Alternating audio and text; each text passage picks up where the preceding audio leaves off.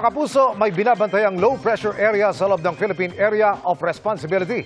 Ayon sa Pag-asa, huling namata ng LPA 435 kilometers north-northeast ng Itbayat, Batanes.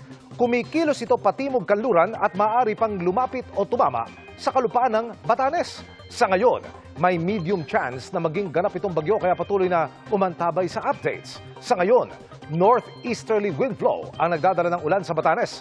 Apektado naman ang easterlies ng silangang bahagi ng bansa habang Intertropical Convergence Zone o ITCZ ang umiiral sa iba pang bahagi ng Visayas at Mindanao.